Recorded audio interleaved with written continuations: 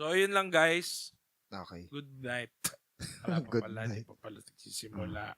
So, tutuloy lang natin, ano. Ay, naka-on na ba? Oh, Okay, sige. saan na tayo?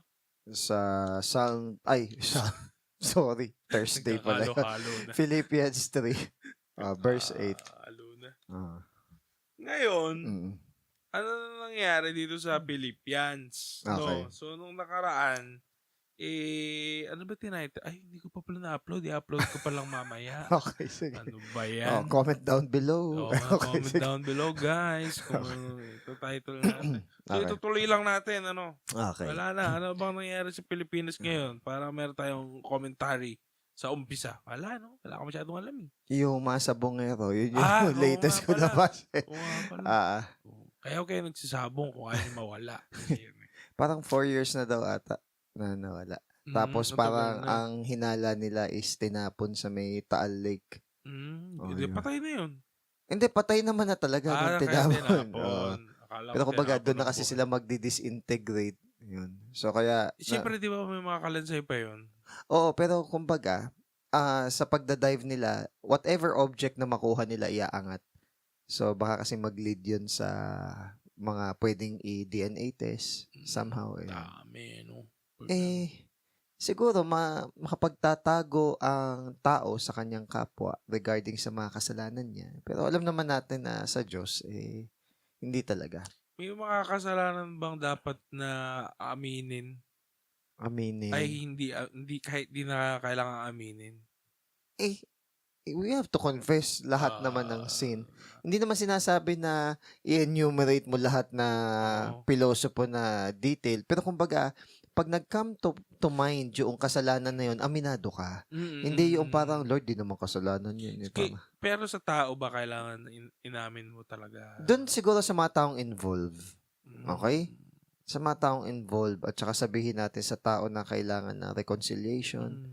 Yun. Pero sa mga tao na hindi naman... Kailangan humility mo, no? Kasi pag-amin, ano rin yan humility rin yan Pag public ka nagkasala, public ka rin dapat mag-confess ng iyong sin. For example, kay Steven Lawson. Diba? So, publicly kasi preacher siya. Tapos, bumaba siya. Pero, it takes humility, yung ganung bagay. So, kumbaga, ako saludo ko sa mga ganun tao do, nagkasala sila. Still, kumbaga, is yung grace ni God is hindi nag-depart doon sa tao na yun. Though, hindi naman natin dinidilute yung ginawa o yung sin. Pinakikita lang na grace abounds even more. Pero alam ko, aminado siya na hindi siya makakabalik din sa... Di baling hindi ka sa preaching o sa ministry. Di baling hindi ka makabalik sa ministry ng teaching and preaching. Wag lang yung hindi ka makabalik kay Lord. Di ba? Ibang bagay naman kasi yun Tama. Tsaka hindi lang naman yun ang ministry na pwedeng magamit tayo ni Lord. Pero yun yung consequence na. Sa iba naman kasi, parang nare-restore. Hindi ko na maalam paano yung restore. Kaso nga lang, syempre, Reformed Church yun, mataas din. Hindi, actually naman talaga kasi standard So, kumbaga, maintindihan natin bakit ganun. Tsaka malaki kasi din na congregation. Yung trust din ng tao at tsaka ayaw nating ma-profane din yung pangalan ni God. So, it should be understood. Sige, let's go. Verse 8. So, nangyari last week, si Paul, animo yung nagyabang. Animo lang. Kasi nga, parang gusto na niya ipakita na yung mga pinagmamalaki ng ibang tao, mas meron siyang kay. Yes. O karapatang magmalaki. Pero hindi nga niya yun ginamit. Sapagkat ang pagiging Kristiyano ay hindi doon sa mga bagay na yun. Tulad ng pagiging Hudyo, tulad ng pagsunod sa law. Diba? Hindi naman talaga yun. Oo. So, pinamukha lang din niya na, yan ba, pinagyayabang nyo? Ako nga Kung law ang usapan, Paul ako, Saul ako, ako ito, Pharisee. Pero, hindi ko siya ginamit. Count everything as loss. Diba? Verse 8. Okay, ito na. Oo, para sa akin wala ng kwenta ang lahat ng mga bagay kasi mas mahalagang makilala ko si Christ Jesus na Panginoon ko. Alang-alang sa Kanya, tinapon ko na ang lahat na parang basura kasi ang gusto ko lang sa buhay ay si Kristo. 8. Kung titignan naman natin, hindi naman talaga Oo hindi nga naman naman yun. talaga walang kwenta yung yung sinabi ng credential may sense naman talaga eh. And Ganun kung kayo and kung and kung yung bagay lang naman na yon yung ating titignan, yung mga achievement niya yon, achievement naman talaga siya eh. Kumbaga, hindi naman siya negative kung tutuusin eh. However, in comparison sa makilala niya talaga si Christ, in comparison na maunawaan niya at ma-experience niya si Christ at yung knowledge ni Christ, wala talagang kwenta yung Gets ko. mga material or sabihin Gets. nating worldly In na comparison. na bagay. Saka lalo na kung yung pa yung maghahadlang para di mo siya makalala. Kasi Yes. alam ko, talagang kung titingnan mo, yun ang pinabitawan talaga sa kanya. Yes. Actually, nung nagsimula siya, 'di ba, sa Road to Damascus. Yun yung unang hinambol sa kanya, yung bagay niya, tsaka yung zeal niya sa maling bagay eh. Then after ilang years, 20 or 30 years, yun pa rin. Ginagamit pa rin niya yung self-assessment na, mag-take account uli ako. Ito yung mga nangyari na, pero mas priority ko pa rin ba na sundin yung kalooban ni God? Mas gusto ko pa rin ba yung ma-experience at makilala personally si God compared dito sa lahat ng mga achievement na to? And indeed, after nung ilang mga taon na yun, napatunayan niya naman na, yes, rubbish pa rin sa kanya. Basura pa rin or worthless pa rin sa kanya. Actually, yung salitang rubbish dito is dalawang bagay, yung meaning. Rubbish. But I think, hindi naman mahalaga kay Paul kahit ano yung gamitin mong meaning dito. Saan point? Yung una, wala kwinta, gano'n. yung rubbish. Yung rubbish is, ang ibig sabihin daw nito is tae. Ng tao, excrement. Yung dumi na lumalabas sa tao, tae, yun talaga. Then yung pangalawa is yung mga mugmog o dumi na nalalaglag mula sa lamesa na ang pwede nilang kumain nun aso. Pwede naman natin pagsamahin yung aso, 'di ba? Kinakain yung diaper, 'di ba, ewan ko, mapapansin mo lagi pag yung aso may tangay-tangay diaper, yung tangay-tangay, yung poops ng baby o ng bata. Ang point lang, either doon yung gamitin mong meaning, it doesn't matter kay Paul. Kumbaga, kung naisip ko tuloy. wag mo na isipin. Pasintabi po sa mga kumakain during Ngayon po. Nag-get nyo lang kung ano yung imagery na sinasabi dito ni Paul. Ang point lang ni Paul is, in view na pag si God na yung katapat or si Jesus na mismo yung katapat, yun lang ang kalalagyan ng lahat ng bagay na yun. Yan. Hindi, kasi ano naman realidad ng buhay. Madami tayong pinagpapalit sa pagkakilala sa Diyos. Totoo naman. Diba? Pero kung iti-take natin yung sinabi ni Solomon, everything is meaningless. Tapos, tayong pinagpapalit. It's vanity under the sun. Grades. Pwede. Pag estudyante ka, grades. Relationship. Pleasure. Yung sinabi ko dun sa mga naka-assign sa discipleship sa akin na isa sa mga, ngayon pa lang binabalaan ko na. Okay. Na isa sa mga rampant at saka talagang nangyayari, realidad, na kapag ang isang tao na in love, sa hindi ka pananampalataya, nawawala. Mas pinipili nila yung Kaya babantayan. Ba't puro ba mga bata yung handle mo? Hindi, dalawa lang. Okay. Hindi, kahit naman matanda, wala pang relationship. Yun. Tama rin naman mas maano nga pag matanda mas delikado. Para sa akin, sa tingin ko, kasi mas sila, kasi mas may pressure. Kasi yung nila, biological clock. Mas may pressure, lalo na kung babae. Okay. Yun ang napansin ko. Unlike sa lalaki, medyo no worries. Okay lang yun, kahit wala pa. Pero karamihan, sa realidad ko to ng mga nakakausap ko, karamihan pag babae talaga nandun yung pag-worry. Bagay. Kasi baka wala nang magmahal sa akin, mga ganun. Mga iba pinaparipan Anong pinaparipa? Parang pinaparipan na ng magulang. Anong pinaparipa? Pinapabenta? Ano ba? Parang ganun. Okay. Sige ka, parang binubugaw. binubugaw. Pero parang ganun na nga. Alam mo, meron ako nililink. meron ako naging ka-church sa Canada. So, Pilipino siya, tapos yung asawa niya is Canadian. Matanda na sila, parang mag-50 na sila or 50 na. Oo. Hindi sila nagkaanak, pero okay sila mag-asawa, good sila. Parang ang hanap na lang is companionship. Parang ganun. Okay, that's nice. At least, naranasan pa rin niya yung earthly na marriage. Pero whether or not, may maganda ako nabasa dun whether or not naranasan mo yung earthly marriage, lagi nating tatandaan na greater doon yung marriage supper of the Lamb.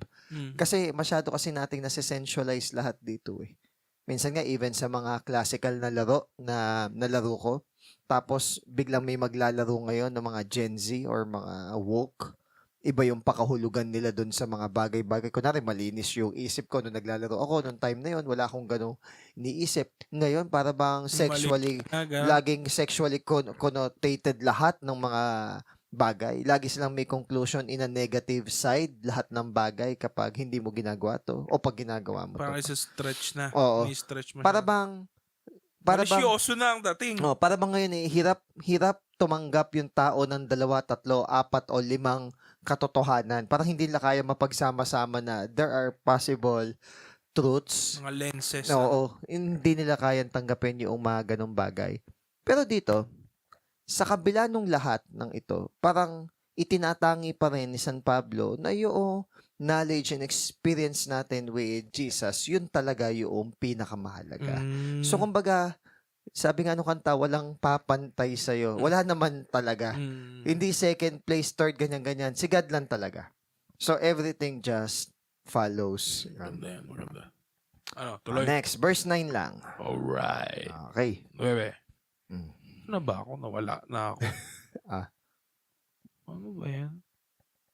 Ayun. At maging united kayo. Ako pala. At maging united ako sa Kanya. Okay. Hindi na masasabing matuwid ako dahil sa pagsunod sa law, kundi dahil sa faith ko kay Christ. Tinanggap ako ng Diyos at dahil yun sa faith ko. So, more on sa ito?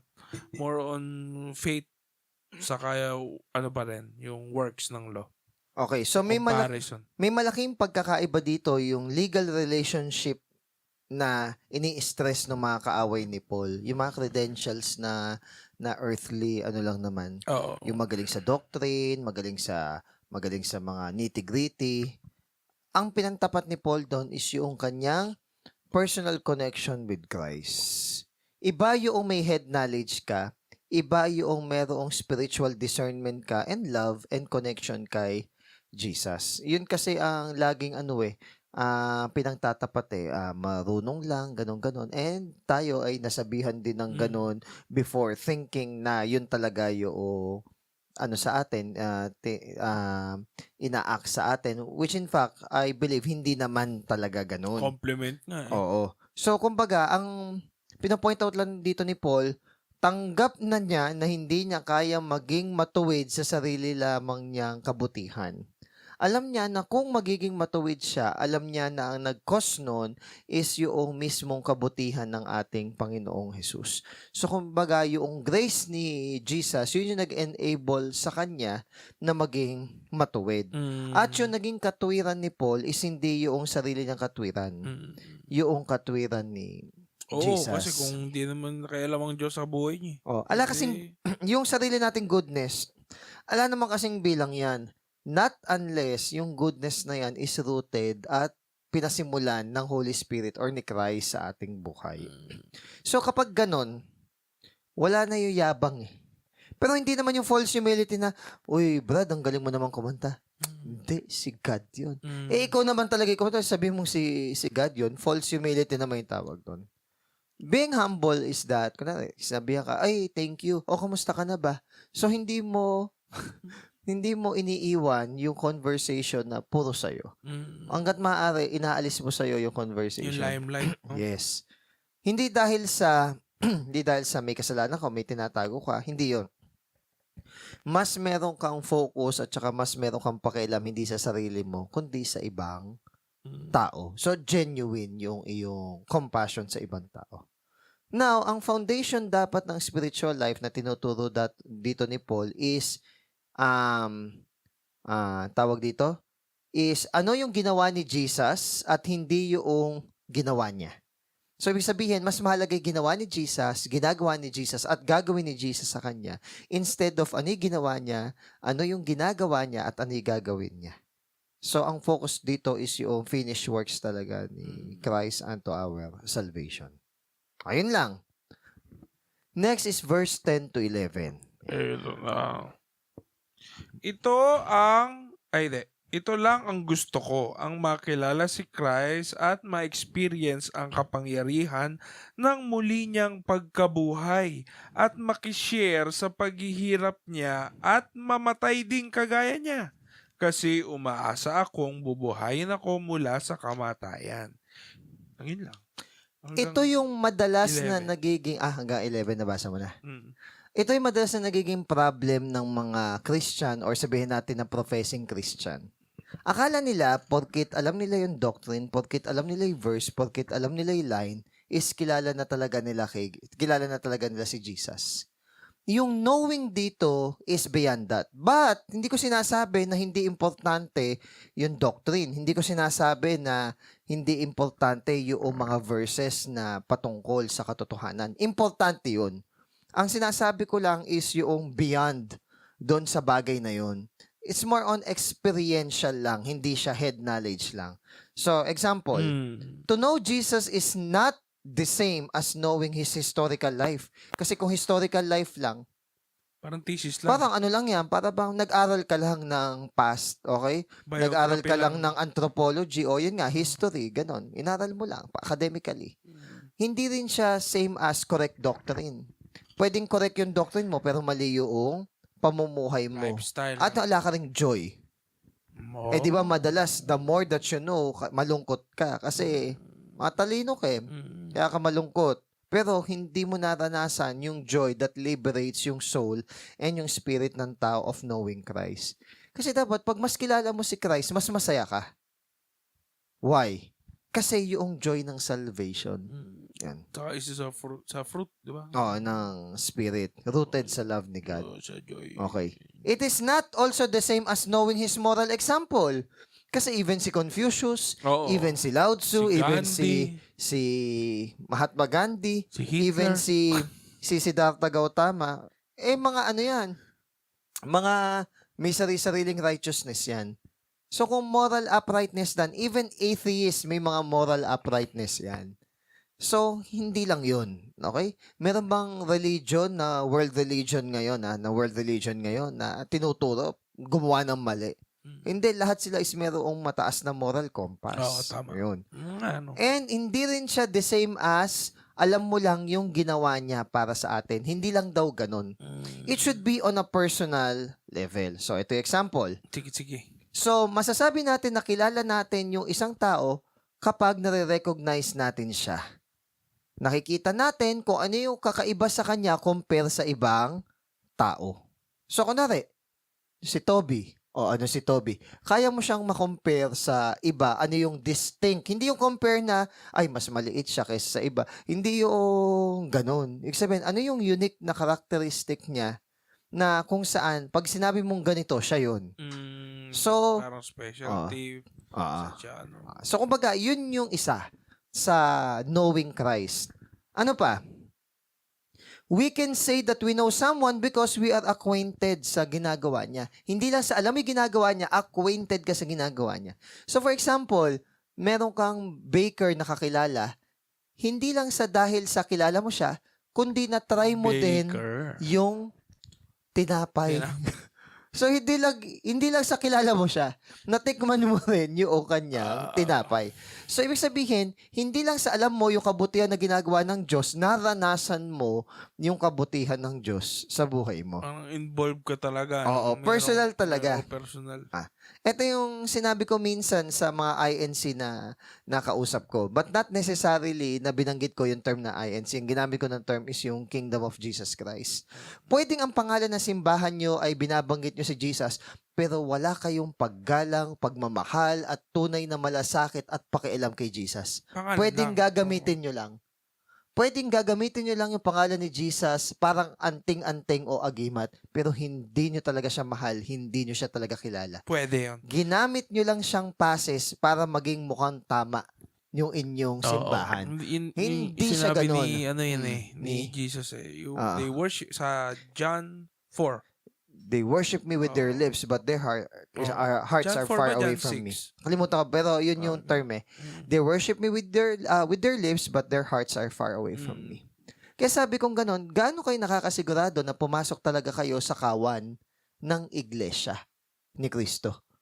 Kung si Kristo mismo hindi nyo ibinigay yung paggalang at saka yung sabing, even yung pagsamba. Kasi even sa Hebrews 1, sinasabi ng Ama sa mga anghel na sambahin ang anak. Hindi nga nila sinasambay. O wag na lang yung sambahin. Yung talagang ibigay natin sa Kanya yung due for Him. Kasi si Jesus nagkatawang tao. Lagi ko itong tanong eh. Kung ang isang persona ay nagkatawang tao, ano siya dati? It is so absurd na sabihin natin na tao din siya. Bakit kailangan pa magkatawang? Oo, hindi siya dapat ganon. Okay? Ngayon, to continue, sabi din dito, pwede nating sabihin na kilala natin yung tao kung nakikipag-usap talaga tayo sa tao na yon nang hindi lang shallow na level, kundi somehow may degree ng lalim yung pag-uusap nyo. Hindi yung hi, hello lang, kamusta. Hindi ganon. Kundi merong lalim na may pakialam, o kamusta na ba'y ganito, ganyan, o kamusta ka na ba? Ayun. Ano pa?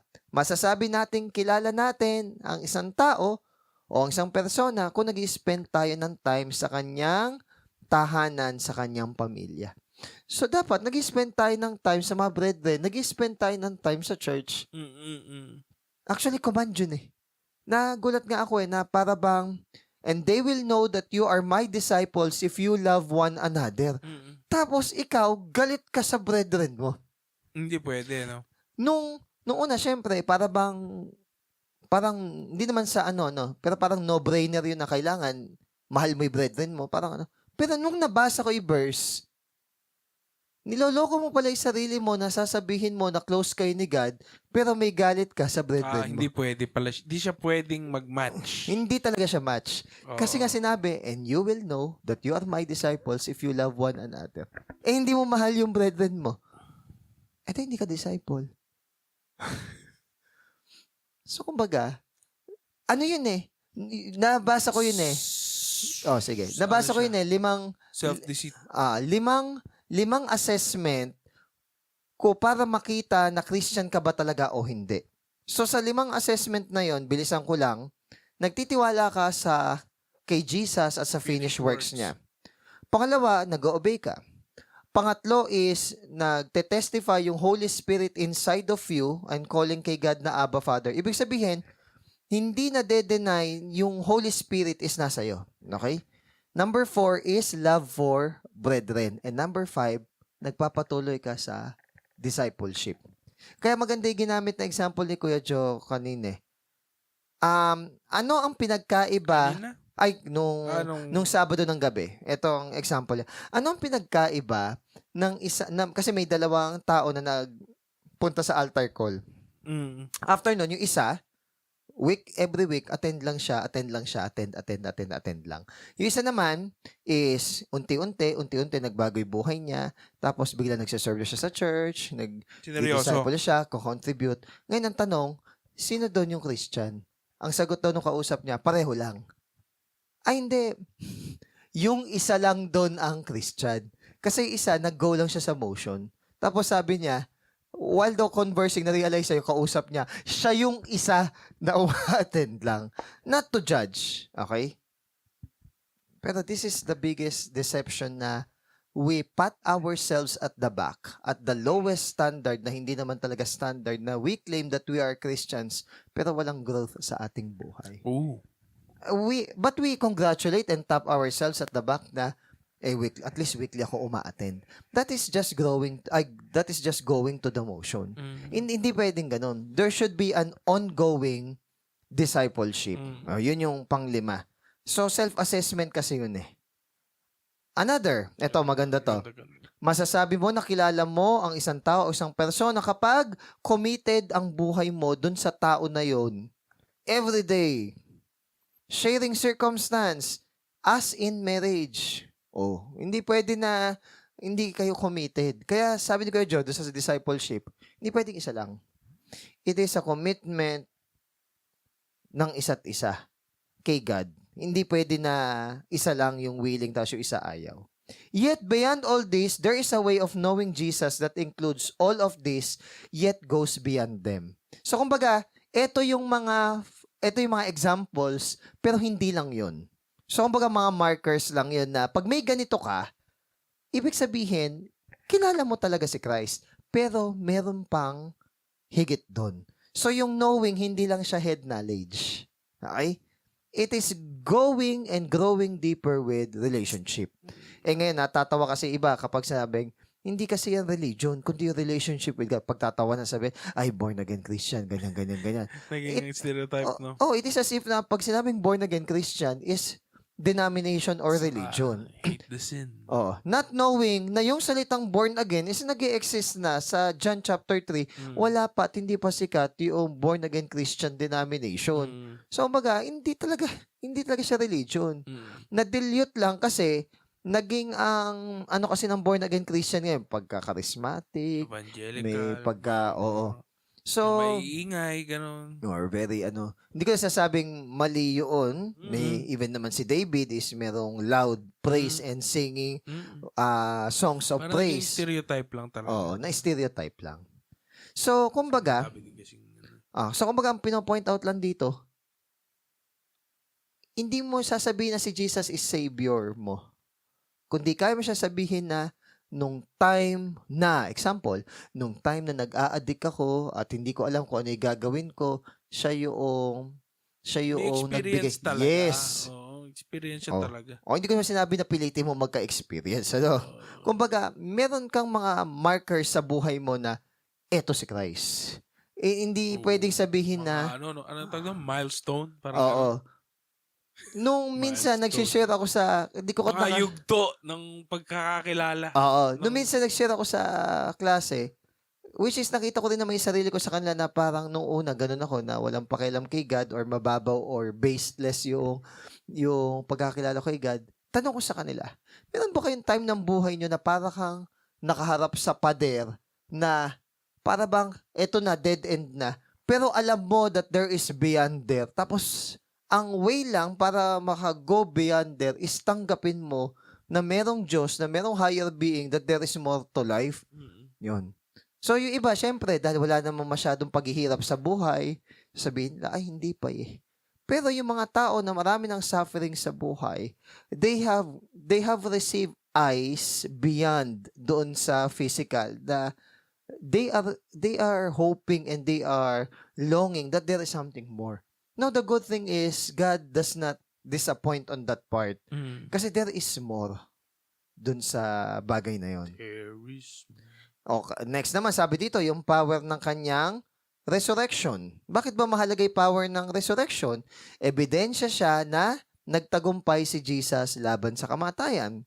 Ebidensya siya that there is there is life after death. Pag wala kasing resurrection, tigil ang Christianity. Bakit? Ano pa yung reliable si Christ? Tsaka ano pa yung hope ko na mag-endure at tsaka mag-suffer in the end kung after patay din naman pala. Para-pares lang na makihinat na. Magpapakahirap pa tayo. Di ba? Pero yung resurrection kasi, resibo yun na full ang payment ni Christ. Hindi kulang yung binayad ni Christ. Ano pa? Na-connected tayo kay Christ in a newness of life. And yun din ay comfort na kahit masaktan, mamatay tayo, hindi tayo dapat matakot. Why? Because kung paanong si Christ muling nabuhay, tayo din ay mabubuhay. 'Di ba? Ano yun parang verse yun Because He lives, we should also live. Yun yung pangako niya. And fellowship of His sufferings. Hindi naman dahil sinadya natin, hindi naman sa sinadya natin na mag-suffer. Kundi walang choice, yun talaga yung dadaanan natin. Hindi tayo umiwas yung suffering. Hindi umiwas. Para mas maunawaan natin kung paano si Christ is nag-suffer. Hindi dahil gusto tayong masaktan ni Lord. Ang gusto ni Lord is maunawaan natin yung daang nilakaran niya. And be conformed to His death. So, ibig sabihin, it might be, possibly, Paul is going to face martyrdom. Which is yun naman talaga yung mangyari. So, remember... Para siya namatay. Ha? Hindi, yung napanood natin na, Paul, the Apostle, di ba yung in-execute din siya sa huli? And last but not the least is, nung sinulat to ni Paul, madami na talaga siyang suffering na naranasan. But then, he wrote it with hope of resurrection from the dead. Sabi niya dito, I may attain to the resurrection of the dead. Ang sinasabi niya dito is, nilolong niya na magkaroon na ng resurrected body. Kasi yung resurrected body is hindi na siya susceptible sa sin, hindi na siya susceptible sa pain, hindi na siya susceptible sa loneliness and suffering. Tubig lang yung brad na may hinalo. Okay, nalaman tuloy nila na tubig lang yan. Okay. Hindi, kanina kape yan. Okay. Next, 12 to 14. Hanggang ano lang ba tayo? Ikaw, sir. Mahaba siya 12 to 14. Mahaba pala, no? Go! Sige. Ay, ganyo ha. Hindi sa nakuha ko na ang mga gusto ko, perfect na ako. Pero nagpupursige ako para makuha ko ang prize. Kasi ito ang dahilan kung bakit ako tinawag ni Jesus. Siyempre, mga kapatid, hindi ko iniisip na nakuha ko na ito. Okay. Pero ganito ang ginagawa ko. Kinakalimutan ko ang past at nagpo-focus akong gawin ang best ko para sa darating na future. Kaya tumatakbo ako diretso sa goal para makuha ko yung prize na pagkakaroon ng buhay sa langit dahil sa ginawa ni Christ Jesus. Doon ako tinawag ng Diyos. Kumbaga, gusto niyang ma-sure in present, hindi in the past or hindi in the future, yung now. Kasi ito lang naman yung gift That's why it's called present. Sabi nga sa Kung Fu Panda. Ganito din dito. Gusto niya na ma-sure niya na ngayon na talagang nakikrise siya, na talagang nagawa niya yung dapat niyang gawin. Kumbaga, ayaw mabuhay ni Paul na meron siyang regrets pagdating sa spiritual life. Okay? Ngayon, tayo kasi, meron tayong ugali na kino-comfort natin yung sarili natin na okay na to, ganyan. Minsan ganito pa yung sinasabi natin malayo pa pero malayo na. Malayo na. Hindi natin yung dapat sinasabi sa ating sarili. Hayaan mo yung ibang tao magsabi sa atin nun. Kasi kung susumahin mo at hindi ko naman sinabi i-compare, pero kung titignan mo yung buhay ni San Pablo, ni Mary McShane, ni sabihin natin nila Ravenhill, nila A.W. Tozer, tas ito yung ginagawa natin, tas ito yung pamumuhay natin, baka ano daw tayo? Pag gumagano. May ano yan. Ako ba yan? Hindi ko nga alam Okay. Kalaban. Kumbaga, kung titignan mo daw yung mga buhay ng mga tao na yun, mahihiya ka daw Mahihiya ka daw Yung parang iniyayabang mo na ito na yung Christianity. Pero pag tinignan mo yung buhay ni Paul, nila Mary McShane, nila Ravenhill, nila Abraham, or sabihin natin ng mga hindi kilala or unnamed clouds of witnesses, baka mahiya ka daw Hindi, totoo yun. Totoo yun. Magandang minsan nagkukumpara. Minsan magandang nakakanood ka ng dokumentaryo na I had it good pala. Parang, yes. ano pala ako? Parang, tanggal lahat ng drama mo. Di ba? Minsan maganda rin ganun. Kasi sabi naman lang, ini-invalidate. Hindi. Ang gusto ko lang sabihin is, pwede ba? Okay. Tigil-tigil. kailangan mong dumating sa buhay na sa time na mamatay talaga yung self mo in terms of dun sa na-invalidate ako, nasaktan ako. You have to rise beyond that. Parang, Okay? tama, totoo You have to masaktan rise. ka. Sige, totoo nasaktan ka.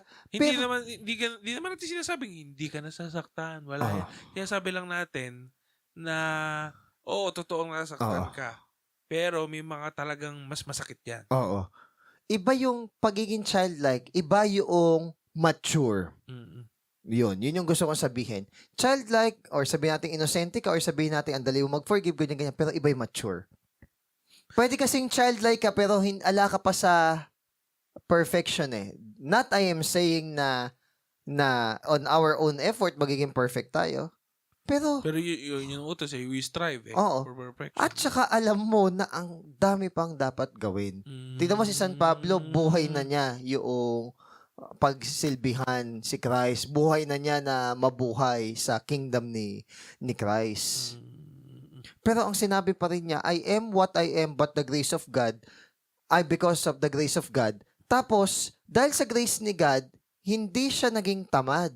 Mas lalo pa nga siyang nagsipag. Kasi nga, yun yung sinasabi niya na in vain, di ba? Yes. Kapag hindi ka nagsipag. Yes. Grace, magiging in vain yung grace. Yes. At saka ang mindset ng mga apostles noon, ang mindset ng mga disciples noon, nakaalis pa lang ni Jesus, gusto na nilang pababain agad. Kaya ganun sila magsipag na ma-evangelize yung lahat ng kaya nilang ma-evangelize. Kasi sabi, go and make disciples of all nations. Yun yung mindset nila. Pero alam mo, ang dali din sa part natin with the technology on our side. But why do we fall shorter? Yun nga eh. Yun. Yun ang isip ko din no? Parang, itong logic na to Sa ngayon, dapat madaming taong matalino. Kasi before, bihira kang makahanap ng libro. Kailangan maghanap ka talaga, mag-Google ka. Babasa ka talaga. Wala pa kang Google nun Oo, pero ngayon, di ba, ang dali lang. So, okay. Yung ginawa ni Christ is perfect. Kaso nga lang, yung working ng Holy Spirit, work in us, kailangan nating i-perfect through working it out. Di ba? Work out our salvation with fear and trembling. Kaya may maturity. Hindi na porkit na save ka, tapos na yun, wala na. Oo. Yung salvation, it urges you to grow. Hindi it urges you to be complacent. Kaya nga, God did not give you a spirit of timidity. Yan. Ngayon, conflicting ako, may nag-post kasi dahil 61% ng gumraduate nakaraan sa UP is with Latin honors. Iko-connect ko lang. 61%? Na mag-graduates ay with, dami. So parang niisip nila, revise or i-review uli natin yung criteria ng mga Latin honors kasi para bang ang dami na. Kung isipin mo naman, in the first place, isa ang UPCAT sa may pinakamahirap na entrance exam talaga dito sa bansa natin. So basically, yung mga nandun na sa UP, mga matatalino na talaga. So umaga, hindi naman siya hindi na siya nakakapagtaka. Kaso nga lang, parang pinopoint out nung isa, bakit ngayon, para bang pag nagbato ka ng bato is mga 50% or 80% ang tatamaan mo Latin honor. Na nagbato ka daw ng bato sa grupo ng mga gumraduate. Mga 80% or 70% ang tatamaan mo is Latin honor. Ngayon, ang punto ko naman is, how about sa Christianity? Kunwari, nagbato ka sa church, ilan ang percentage ang tatamaan mo is totoong Christian? Yun lang na may analogy na hindi ko naman questionin yung kung ano yung point nila, kung pinaglalaban nila. Hindi, gusto ko lang i-connect na pag nagbato ko ng bato sa loob ng church congregation, ilan ang percentage ang tatamaan doon is totoong Kristiyano? Diba? Siyempre, sisisihin nung iba, yung ano yan, yung mga followers. O sisisihin naman nila yung mga leaders. Hindi. Ang kailangan nating i-revisit dito is, ano ba talaga yung pagiging Kristiyano? Ano ba talaga yung pagiging disciple? Ano ba talaga yung... Hindi naman siya ma-redefine, Pero i-revisit natin. Throughout the ages, na siguro na-dilute. Na-dilute. Diba?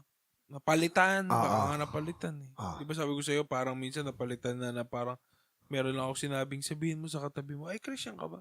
Parang yun na yun. Tapos parang kapag, huwag mo sabihin na ganyan. Parang huwag mo sabihin na wala kang pera. Ay, Christian ka ba? So parang minsan yun na naging kakilanlanan ng pagiging Kristiyano.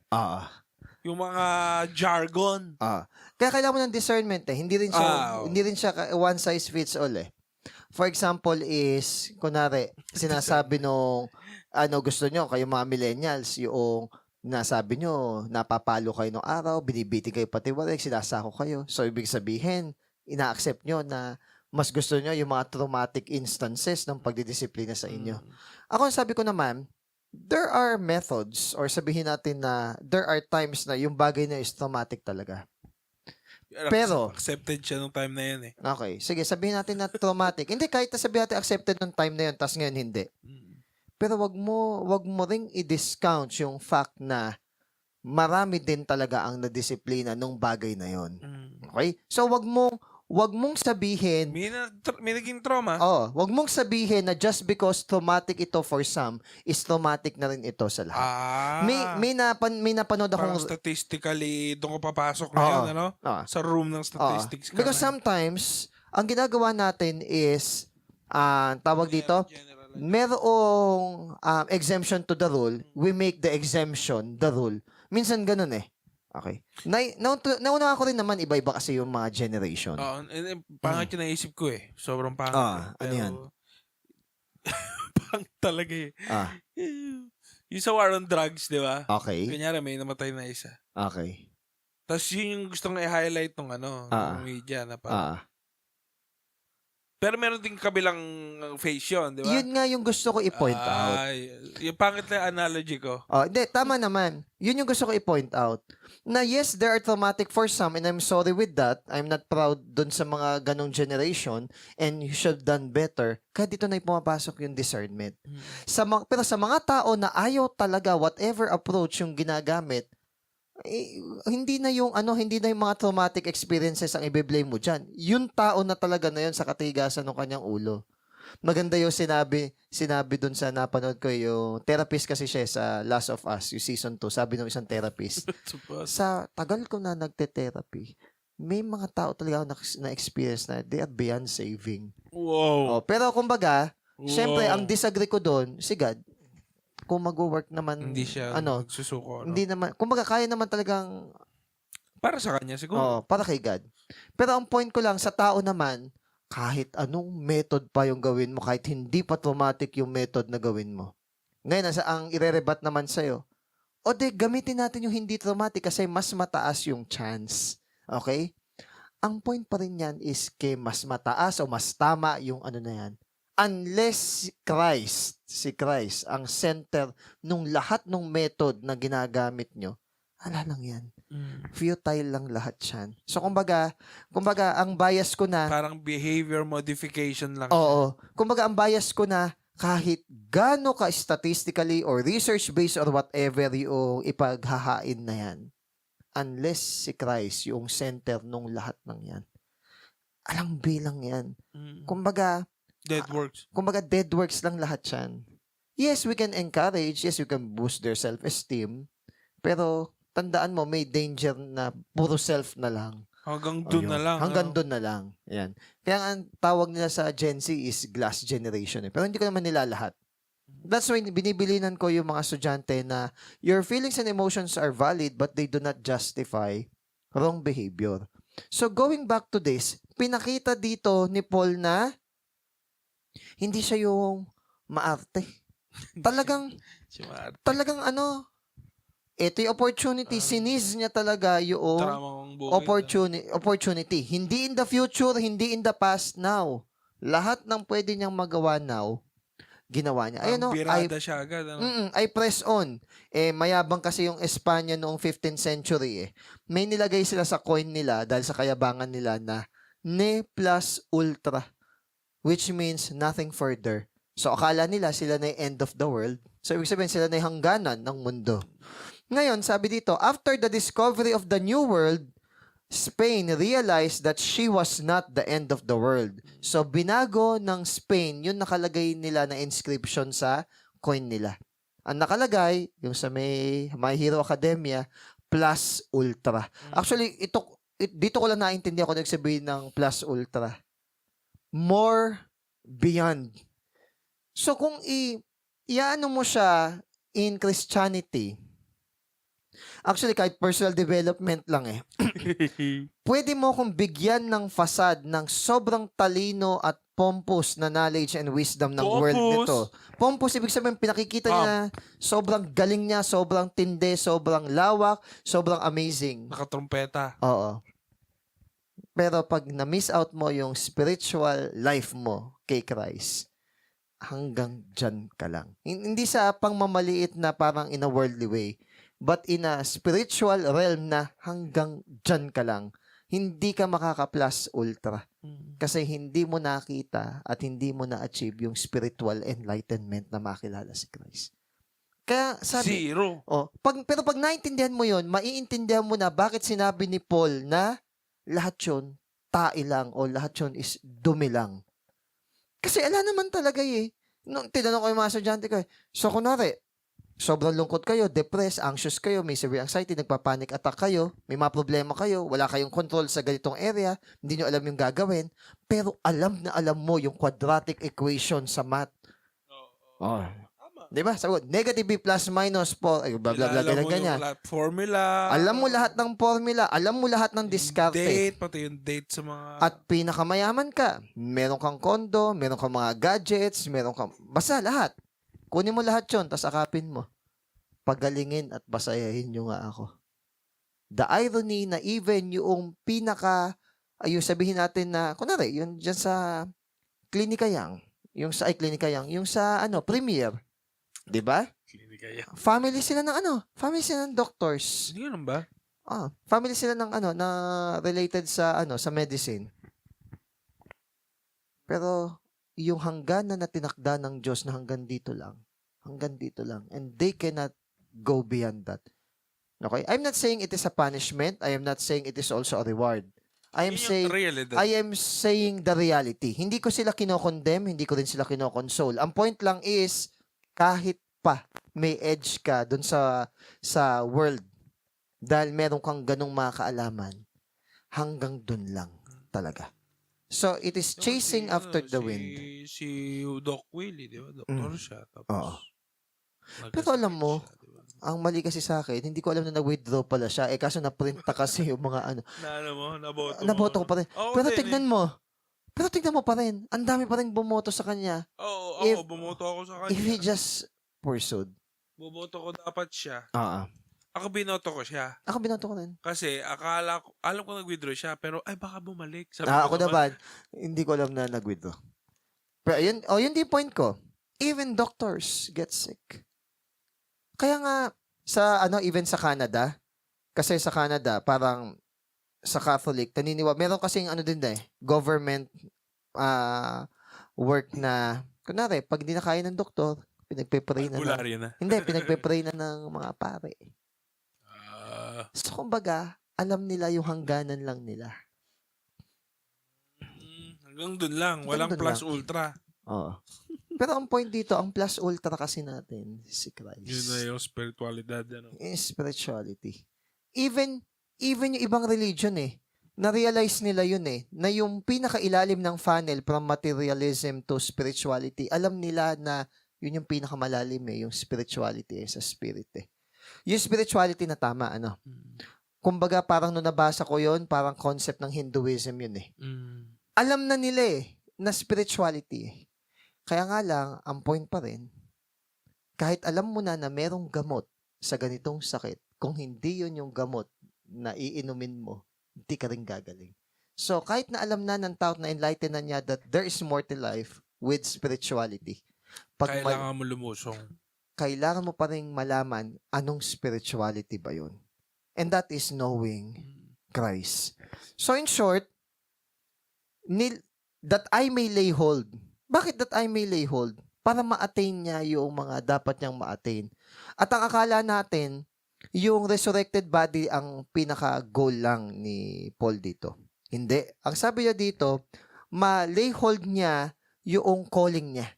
So, kumbaga, hindi yung end ng journey Yung mismong calling niya ngayon, magampanan niya. Purpose niya. Oo. Actually, ang nag-lay hold naman talaga sa kanya si Christ. O, tingnan mo, si Jesus nilay hold si Paul para gawing bagong tao. Si Jesus nilay hold si Paul to conform him in his image. Nilay hold niya si Paul para gawing witness. Nilay hold niya si Paul para gawing instrument ng conversion ng ibang tao. Nilay hold niya si Paul para iparanas sa kanya yung suffering so that he would be in fellowship with him. Okay? Sadista ba? Masokista si Christ? No. Ang gusto lang ni Christ is that mas maunawaan niya yung suffering na dinaanan ni Christ. Yung suffering din in the name of righteousness and in the path of righteousness is pagpapatunay na yung world talaga is against sa holiness ni God. And then yung huli, si Christ, nilay hold niya si Paul so that yung apostle might attain to the resurrection from the dead. Yun yung isang goal niya. Okay. Maganda, no? Kasi, di ba, ang isa sa mga matatak na verse dyan is yung forgetting the past. Okay. Ito na yun. I press towards the goal for the prize of the upward call of God in Christ Jesus. The prize is the upward call, yung calling niya. So, para magampanan niya yung bagay na yun, nilet go niya yung past. And it's not just the negative na past. Even yung mga past achievements niya na para sa ibang tao is something na glorifying. Yun yung magandang point no? Kasi parang feeling natin kapag kalimutan natin nakaraan. Nasa isip natin, mga Pinoy. Mga negative. Mga parang mga hindi maganda. Negative na past. Hindi lang. Pati pala yung achievement, no? Na mga magagandang past, no? Nakarinig ka na ba ng tao na lagi sinasabi, nun kinukuha ko na maging principal nun nga time na yun Alam mo, pag ganun lagi sinasabi mo, parang hindi ka rin makamove on sa mga past positive and achievements mo. Parang, parang hinuhukay mo pa, no? Yes. Kaya nga, yun yung sinasabi ko yung magsasabi ng grades is just a number, hindi dapat yung laging bagsak o yung hindi maka-attain dun. Ang dapat lang magsabi nun, yung naka-attain niya, then tsaka niya na-realize. Kaya si Solomon, okay siya na sumulat ng Ecclesiastes Bakit? Na-attain niya. Then tsaka niya sinabi na, yun nga lang, meaningless. Yun. So ngayon, forget what is behind and strain forward what is ahead. Ito nakikita na niya. Hindi pa ba niya hawakan? Hindi pa ba niya gagawin? Kumbaga, malinaw na kay Paul, yun dapat niyang gawin. Hindi pa ba niya gagawin? Malinaw na sa atin yung katotohanan, hindi pa natin isasabuhay. Malinaw sa atin yung pagkakatawag ng Diyos, hindi pa ba tayo susunod? Yun ang inaano ni San Pablo. Sige. Yung ko sa ministry. Kaya hindi tayo namimilit Okay. Yun di reason ko rin. But hindi ako nagbabadali sa discipleship. Kasi, pag nakita na nila, hindi talaga di ba? Kasi kunyari, pinilit ko lang, dinisiplina ko lang.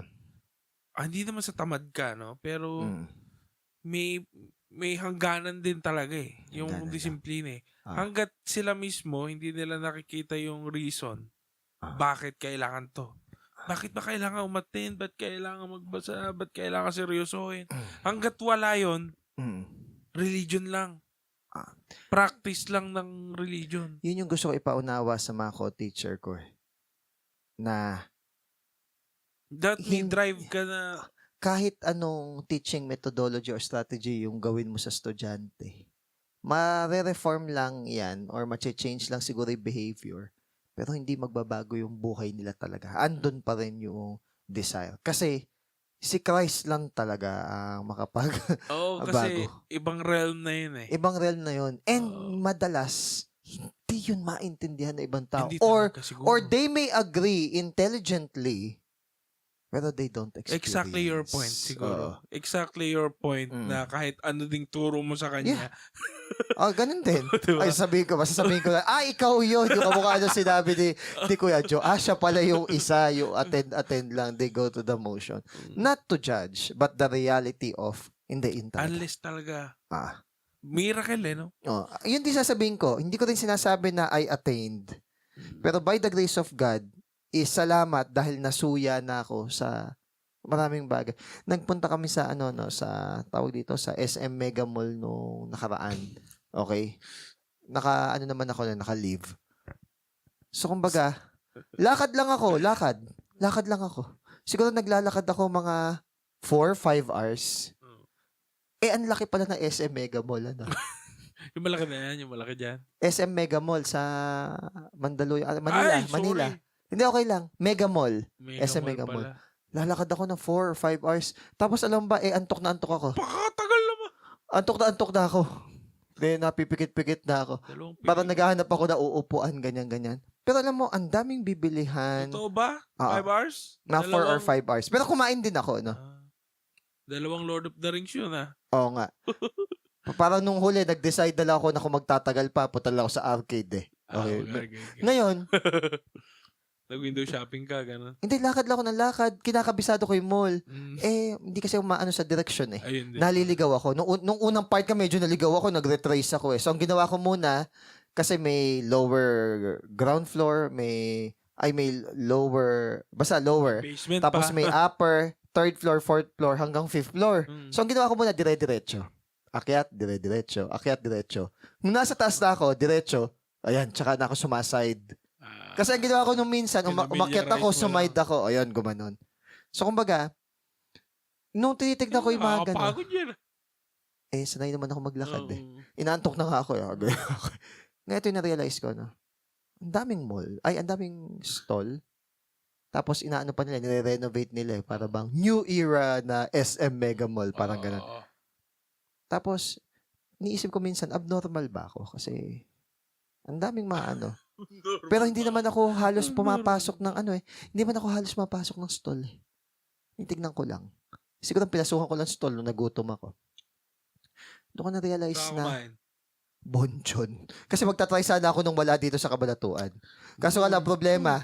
Baka naman pag nagtry ako nang wala dito sa Cabanatuan, hindi naman masarap. Kaya amo na nagugutom na ako. Yung gusto ko na. So, nag-bonchon ako. Tapos, umorder na. May naman ako, PWD. So, malaki. Mahalos 100 din na discount. Ngayon, ito yung kain ako. Yun lang. Tapos lakad ulit ako. Siguro ang pinasukan ko lang na part doon, yung sa arcade. Tapos, ano nilaro mo sa arcade? Hindi, wala akong nilaro. Kasi Nod lang. nung malapit ako maglaro, parang okay na. Tapos na yung hinihintay ko nun Pero kumbaga, sinulit ko yung time ko doon. Ito yung na-realize ko. Nakakasuya din pala kapag kunwari yung ala ka na masyadong panlasa sa mundo. Okay. Medyo gets kita. Kaya nga nung tinatanong ako ano yung sasakyan na gusto ko, tapos sinabi ko FB, tsaka o kaya para L3. Ano ba naman yan kaya sasakyan na ganyan? Hindi, tapos na kasi tayo sa era ng payabangan Doon tayo kasi sa era na convenience at tsaka utility. Di ba? Tingnan mo, makaupoy 3. O kung maramihan kayo doon sa likod. Tapos kung may kakargahin ka, maglilipat ka. So, tapos na tayo sa payabangan era. Diba? So, ngayon, parang nabubuhay ka, hindi na para, hindi na para magyabang ka. O gusto mo yung credit o ganito. Parang, kaya pag nakakita ka ng tao na may ganun, nasusuya ka na, Hindi dahil parang siya, pero dahil kasi ganun ka dati. Di ba? Ganyan ka dati, kaya ka nasuya Yun yung meaning ng nasuya kasi lagi mo kinakain. Kasi sabihin, ganun ka Kaya parang gusto ko dati. Nakikita mo na yung ending Siguro hindi isang problema ko mabilis ko din makita yung ending na wala ako ng gana. Kaya nga, pagbili nga lang ng cellphone nasabi kaya mo nang bumili ka ng ganito, ba't hindi pa yung iPhone o kaya Samsung na ganito TV? Hindi man ako maano sa camera, sabi ko gano'n. So, parang pointless. Pero, mas higit pa dito yung kay Paul. Kasi, ang naging comparison na ni Paul, hindi siya at yung ibang tao. Kundi ang measurement or sabihin natin ang tawag dito, yung, may magandang term dun yung panukat ng tao is si Christ. The measure of man is Christ. So, kumbaga, kinumpare na niya kasi yung buhay niya dun sa, sabihin natin, suffering ni Christ.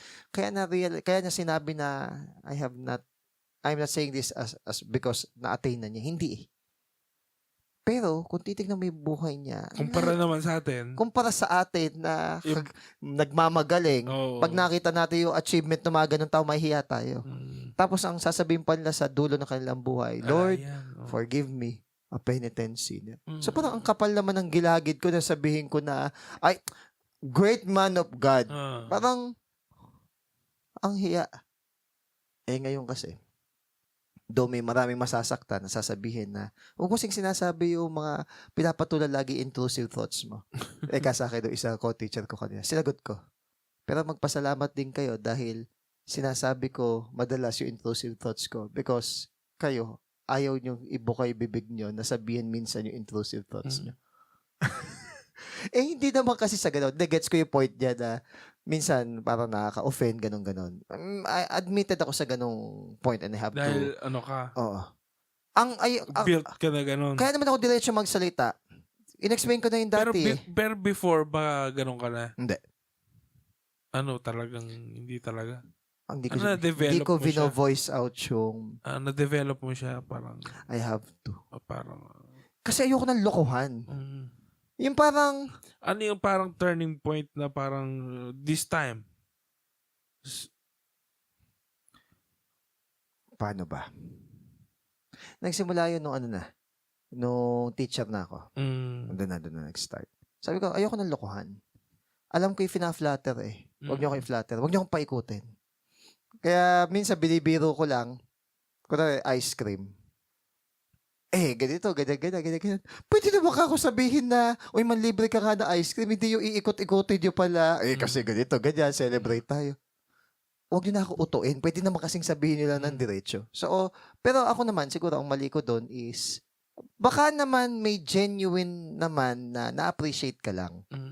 Sa sobrang on guard na kasi ko sa flattery, para bang hindi ko minsan ina-appreciate talaga yung sarili ko na ganun ako tignan ng ibang tao. Kaya ang nilalagay ko lang sa utak ko, ang tingin lagi sa akin ng tao, masungit, harsh, yun na lang. Para pag sinabi sa akin, tanggap ko na. Parang ganito, kunwari, mataba ako, yung sa Pitch Perfect, Fat Amy. Tawag yung sarili Fat Amy. Para hindi na daw siya bulihin ng ibang tao na mataba siya kasi siya na mismo. Pinangalanan niya. Kaya sasabi niya, masungit ako. Pero ang point lang doon, ang pinaka villain arc lang nun. Villain arc. Sabi mo yung totoo, ay wag mo akong paikot-ikutin. Yun lang naman na akin. Kaya ang pinili ko, hindi kindness, goodness. Ayan, in short, so hanggang dito lang naman tayo. Kasi 17 letter C naman natapos naman natin hindi.